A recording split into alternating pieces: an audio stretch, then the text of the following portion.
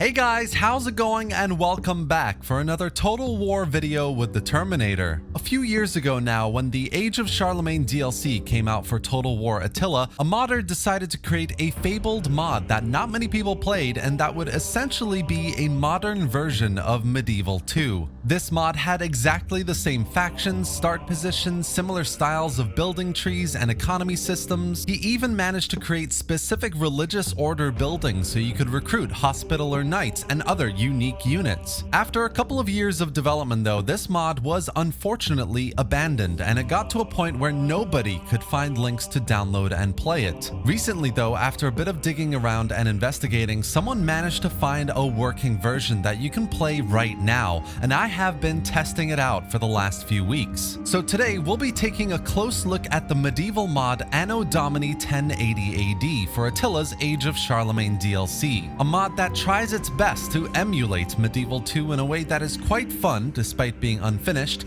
and I would say worth checking out. And if by the end of the video you're curious enough, I've got a small installation guide to get you up and running as well. So let's get started. Anno Domini 1080 is essentially, in a nutshell, a mod that does its best to be Medieval 2 in a modern game. So we've got a wide range of playable factions, both old and new, as this is a smaller map. We've got a nicely done building tree and economy system which makes kingdom management engaging and tough, and we've got some early units from the Attila mod Medieval Kingdoms 1212 AD with their permission, of course, so some nice looking unit rosters as well. The playable factions include England, France, Denmark, and Flanders on the northern side of the campaign map. We've got the Kingdom of Castile and Leon and the Emirate of Cordoba over on the Iberian side of the map. And we've got Sicily, the Byzantine Empire, the Republic of Pisa, and the Kingdom of Hungary in the central and eastern side of the map here. Most, if not all, these factions come with their own unit rosters, access to mercenaries and area of recruitment units, and a bit more. The rest of the map is filled with minor non-playable factions like the kingdoms of Munster or Scotland and the British Isles, or the many emirates in Spain, or even the Sassanids which own Corsica, Sardinia, and the Balearic Isles. Some of these factions serve to fill out what were originally the rebel areas of Medieval 2, of course, while others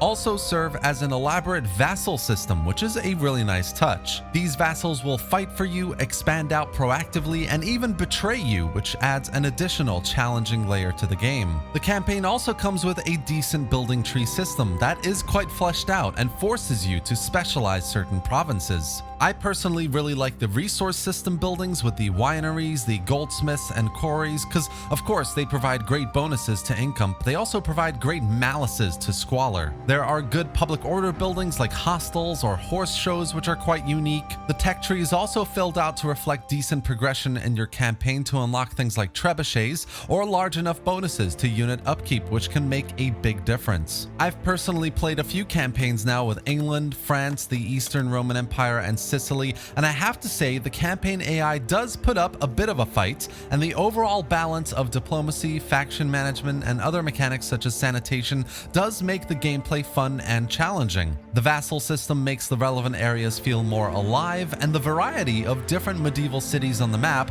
does make this feel more medieval than, say, Grand Campaign Attila or even 1100 AD for Rome 2. So on the surface, it's a great looking mod, right? It's a fun time on the campaign, expanding out into various little kingdoms, coming up against major factions that will put up a fight, and generally getting your medieval on. But the reality is, as fun as it currently is, it's also equally unfinished, and I have to talk about these missing features as well, which to be honest is a damned shame. Anno Domini unit rosters, for example, are a mix of Medieval Kingdoms 1212 AD, Thrones of Britannia, and Age of Charlamagne, which seems both disjointed and not really properly filled out. Unit cards especially are a mix and mesh of all three of these sources, and while visually it all looks really great in battle, it just breaks immersion. It leads to some imbalanced battles, unfortunately, and it's a constant reminder that it was left midway development. Another issue that is glaringly difficult to get over is the factions on the campaign map and their start positions. There are some massive liberties taken historically to include factions that were never there, like the Eastern Roman Empire occupying half of southern Italy, which is a bit wild,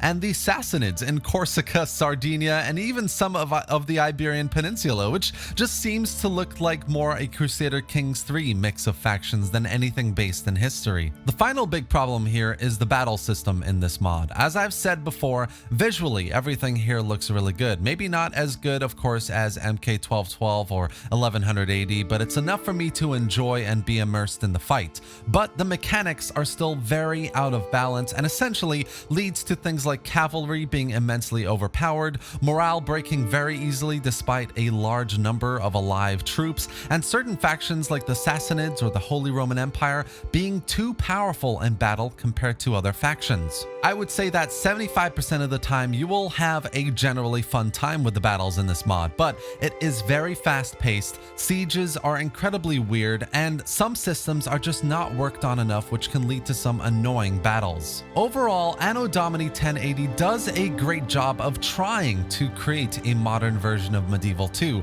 The vision of what was attempted here is plain and clear to see, and for a few campaigns at least, I can have a lot of fun. But after a while, you can start noticing the problems a bit more often than not, and that can be immersion breaking and it can lead to unenjoyable gameplay. On that note though, I just want to say that if you're watching this video and you've never seen this mod before and you've worked on mods and this interests you, then I would implore you to pick this up and have a gander at making it better, please, because it has so much promise. All it needs really is just a bit more work to make things more balanced, work on the mechanics that are just a bit broken, and continue to make a lot of the unit rosters just a bit more fleshed out. Finally, if you're interested in trying it out, I'll just go through a very quick installation guide. So the first thing you want to do is go into the Steam Workshop for Attila and find the Anno Domini mod and hit the subscribe button. I've added a link in the video description below as well, just so you can get into there easily. Then what you want to do is go into the Google Drive I've linked below and download the 3 unit pack files, which altogether is roughly 8 gigabytes. Once you've done that, all you need to do is place them into your data folder and you're good to go. Just make sure that your mod load order when you start up Attila has the unit packs first with 1, 2, and 3, and then the Anno Domini 2.1 that you subscribe to in the Steam Workshop.